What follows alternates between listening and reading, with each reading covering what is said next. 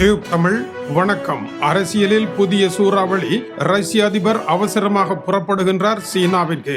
அடுத்த வாரம் 19, 20 ஆகிய 2 தினங்கள் ரஷ்ய அதிபருக்கும் சீன அதிபருக்கும் இடையே சிறப்பு பேச்சுக்கள் என்று அறிவிக்கப்பட்டிருக்கின்றது. அமெரிக்காவிற்கும் சீனாவிற்கும் இடையே நடைபெற்ற பேச்சுக்கள் வெற்றிகரமாக முடிந்ததாகவும் அமெரிக்காவும் சீனாவும் இணைந்து புதியதோர் உலகத்தை காண்போம் என்று கூறி அங்கிருந்து மகிழ்வுடன் புறப்பட்ட டொனால்ட் ட்ரம்ப் அமெரிக்காவில் வந்து இதுவரை யாரும் செய்யாத மகத்தான ஒப்பந்தங்களை நானே செய்திருக்கின்றேன், அமெரிக்க அதிபர் அனைவருடைய சாதனைகளையும் முறியடித்த சாதனை வீரன் என்று முழங்கி இருக்கின்றார். இந்த முழக்கம் மாஸ்கோவிற்கு கேட்டிருக்கின்றது.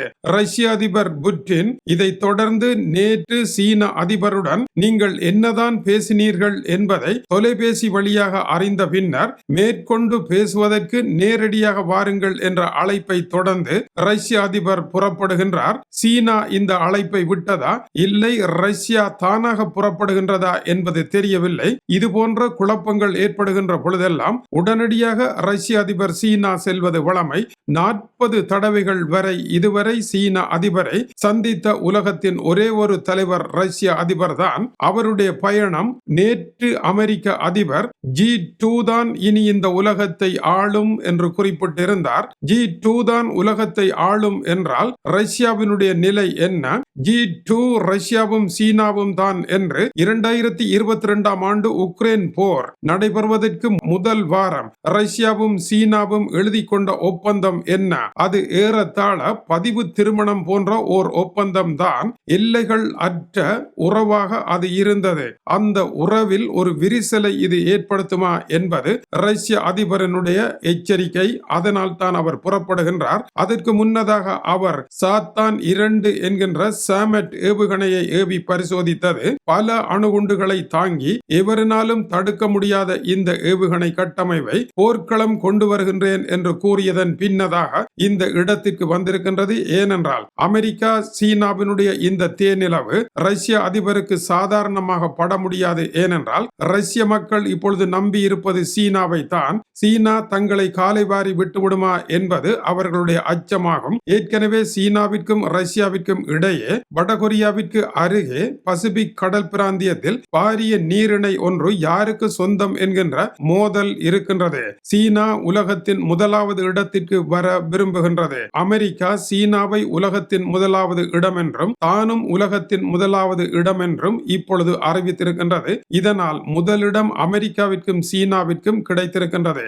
இந்த நிலையில் தான் ரஷ்ய அதிபர் புறப்படுகின்றார். ஏற்கனவே 1945 ஆண்டு எழுதப்பட்ட ஜால்ட்ரா ஒப்பந்தம் என்கின்ற ஒப்பந்தம் அமெரிக்கா, சீனா, ரஷ்யா இந்த மூவரும் தான் இந்த உலகத்தை ஆட்சி செய்ய வேண்டும். மற்ற யாரையுமே ஆட்சி செய்ய விடக்கூடாது.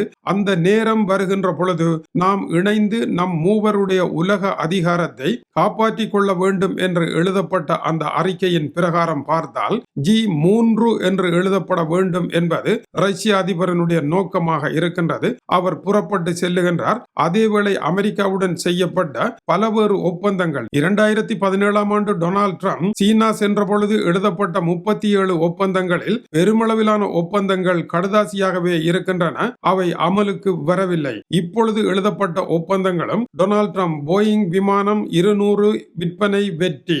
இரண்டாவதாக சீனாவினுடைய அரிய கனிம வளங்களை அமெரிக்கா கட்டுப்பாடின்றி பாவிக்கலாம். சீன மாணவர்கள் வகைதொகையின்றி அமெரிக்க பல்கலைக்கழகங்களை பாவிக்கலாம். அமெரிக்கா சீனா இருவரும் இனி பிரகாசமான எதிர்காலத்தில் செல்லுகின்றார்கள்.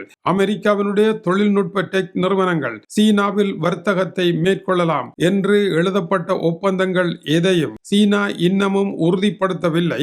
அமெரிக்கா வெற்றிகரமான ஒப்பந்தம் என்று அறிவித்தாலும் சீனா அசுர மௌனம் காத்து கொண்டு இருக்கின்றது. ஏனென்றால் இந்த ஒப்பந்தங்களை எல்லாம் புட்டினும் அவரோடு வருகின்ற தூதுக்குழுவினரும் படித்து பார்த்து இதை ஏற்றுக்கொள்ளலாம், இதை ஏற்றுக்கொள்ளக் கூடாது என்று அவர்கள் உறுதி செய்த பின்னர் தான் சீனாவினால் அதை ஏற்றுக்கொள்ள முடியும். ஏனென்றால் ரஷ்யா விரும்பாத எதையும் சீனாவால் செய்ய முடியாது, சீனா விரும்பாத எதையும் ரஷ்யாவினால் செய்ய முடியாது. இது பழைய ஒப்பந்தம். எனவே இப்பொழுது ரஷ்யாவினுடைய விருப்பம் என்ன என்பதை அறிந்த பின்னர் தான் ஹோர்முஸ் நீரிணையை திறக்க நடக்கலாமா இல்லையா? உக்ரைன் போரில் அடுத்த கட்டம் என்ன? அமெரிக்காவிற்கு ஈரான் போர்க்களத்தில் இருந்து விடுதலை வழங்கி அவர்களை காப்பாற்ற முடியுமா? உலகத்திற்கு தலைமை தாங்குவது யார்? இந்த விவகாரங்களில் ஒரு தீர்க்கமான முடிவு வரும். இருப்பினும் ரஷ்ய அதிபர் இந்த பயணத்தின் பின்னதாக சீனாவுடன் ஒட்டிக்கொண்டு அதுபோல அமெரிக்காவுடனும் ஒட்டிக்கொண்டு பழைய ஜால்ரா ஒப்பந்தத்தின் அடிப்படையில் உலகத்தை நாங்கள் மூவரும் பங்கு போடுவோம் என்கின்ற புதிய ஓர் உலகத்தை எழுதுவதற்கான வாய்ப்புகள் உண்டு. இந்த ஆபத்தான புயல் உருவாகி கொண்டிருப்பதன் ஓர் அடையாளமாக ரஷ்ய அதிபர் புறப்பட்டுக் கொண்டிருக்கின்றார். நமது முதலாவது செய்தியில் ரஷ்யா இத்தகைய பாதிப்புகளை அடையும் என்று கூறிய அதே நேரம் அதிலிருந்து 15 நிமிடங்களுக்கு முன்னதாக இந்த அசுர செய்தி வெளியாகி இருக்கின்றது.